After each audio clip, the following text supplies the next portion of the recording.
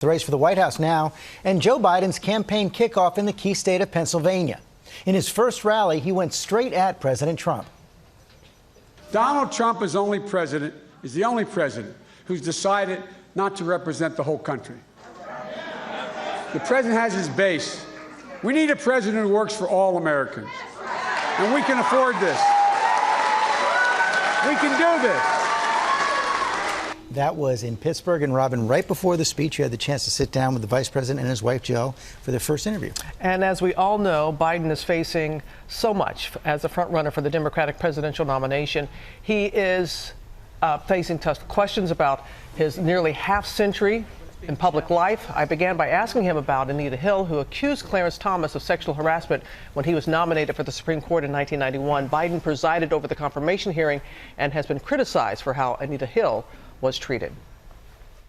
In moving forward and deciding to run, you reached out to Anita Hill. She has recently said, when asked if she felt it was an apology that you had extended, she said no, she said, "I cannot be satisfied by simply saying I'm sorry for what happened to you. I will be satisfied when I know there is real change and real accountability and real purpose."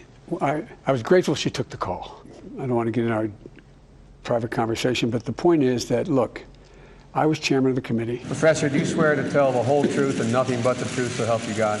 I do. I believed her from the very beginning, but I was chairman. She did not get a fair hearing. She did not get treated well. That's my responsibility. And I committed that I am determined to continue the fight to see to it that we basically change the culture in this country where a woman is put in a position where she is disbelieved. As the committee chairman, I take responsibility that she did not get treated well. I take responsibility for that. I hear what they're saying. I understand it. And I'll be much more mindful. That's my responsibility, and I'll meet it. You put out the video, and it was a very powerful video right after these accusations from women who said that you made them feel uncomfortable. And I get it. I get it. But then shortly thereafter, you're addressing a group, mainly men, and you make light of it. I just want you to know I had permission to hug Lonnie. And some people were wondering, do you really get it? Well, I really do. I've learned, here's the deal. I've always thought that part of leadership, part of politics was listening to people, hearing them, making them feel comfortable, getting them, letting them know I hear them, and I empathize with them if they have a problem. It's my responsibility to be more sensitive to whether or not someone wants me to reassure them, or wants to say hello, or wants to show affection and support, and that's my responsibility. But Robin, I think what you don't realize is how many people approached Joe, men and women, looking for comfort. But going forward, I think he's going to have to be a better judge of when people approach him, how he's going to react, that he maybe shouldn't approach them. And how did you react when those first accusations were made? I've known Joe for 44 years, and one of the things I've always admired about him is the way he does connect with people. And in 44 years, I hadn't heard negative comments, but now's a different time. Women, men are in a different place now.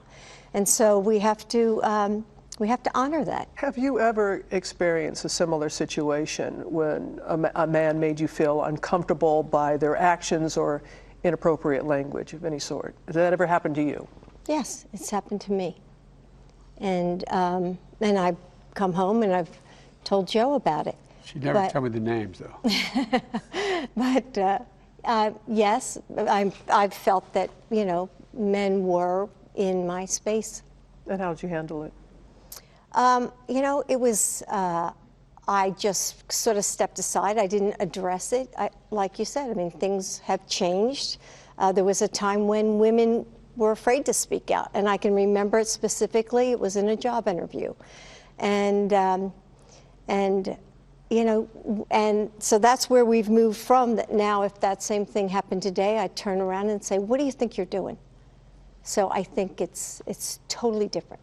The president has a motto, make America great again. Do you have one?